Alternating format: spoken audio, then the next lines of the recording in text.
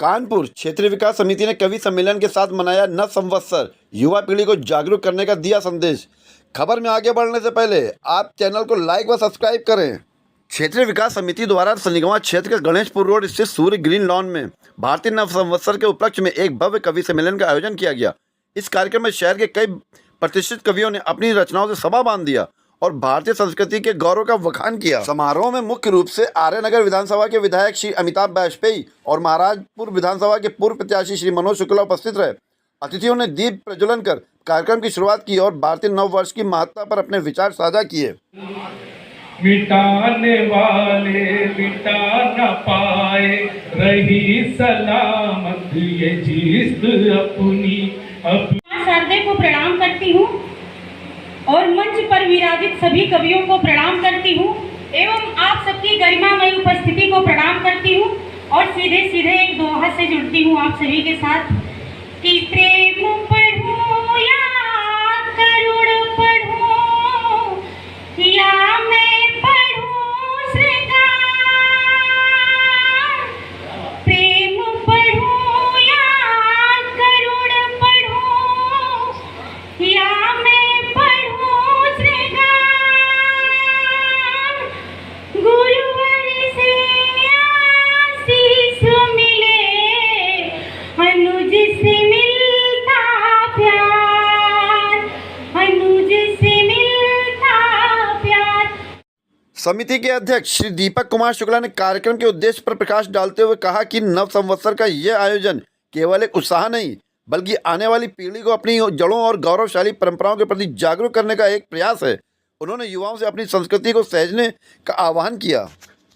सम्मेलन में राजनीति, समावेश और विधि क्षेत्र की कई बड़ी हस्तियां शामिल हुई, जिनमें मुख्य रूप से सुमित तिवारी, रश्मि शुक्ला भाजपा महिला मोर्चा से, अन्नपूर्णा वाजपेयी, श्रीमती ज्योति तिवारी, ममता मिश्रा ब्राह्मण सभा से, एसके दीक्षित, सुरेश चंद्र यादव एडवोकेट, भारत भूषण त्रिपाठी, सौरभ तिवारी पूर्व सभासद व अन्य क्षेत्रीय गणमान्य नागरिक उपस्थित रहे। वहीं सपा के मनोज शुक्ला ने पत्रकार से बात करते हुए हिंदू नव संवत्सर की शुभकामनाएं दी व देश में चल रहे एलपीजी संकट को लेकर केंद्र सरकार पर हमला किया।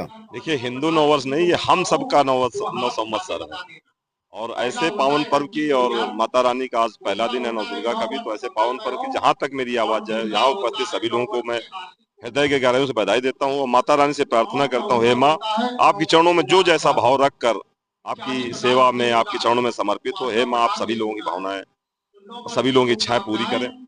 और आज जैसा कि आप देख रहे हैं, यहाँ कवि सम्मेलन का आयोजन हुआ है, तो मैं इनके आयोजन करता हूँ हमारे दीप चंद चाचा जी, शुक्ला जी और जितने भी सदस्य हैं यहाँ पे, सभी लोगों का बधाई देकर, और अपने बीच में आप लोगों ने मुझे भी बुलाया, इसके लिए हृदय गहराइयों से बधाई देता हूँ।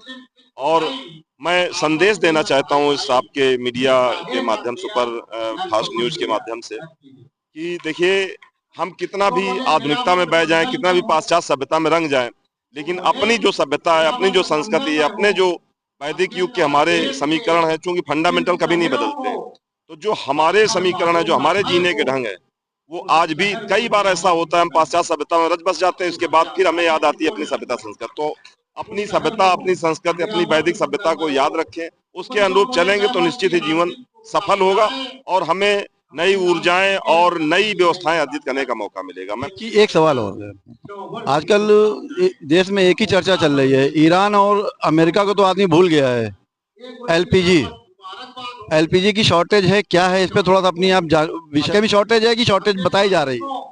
देखिए, बड़ा विडंबना का विषय है कि सरकार एक तरफ ढिंढोरा पीट रही, थाने चौकी जिस स्तर पर गए, कोई कमी नहीं, कोई कमी नहीं। अब पूरे देश में हाहाकार, अपने उत्तर प्रदेश में देख ही रहा हूँ, हाहाकार मचा हुआ है। अगर कमी नहीं है तो आप चौराहा खड़ा कर दीजिए ना, कहाँ आपके पास है? कोई व्यवस्था है ही नहीं। जनता को जीने का अधिकार खत्म कर रहे हैं ये लोग, तो ये बड़ा हमें लगता है निंदनीय विषय है और मैं भरसक हृदय की गहराइयों से सरकार की भर्त्सना करता हूँ।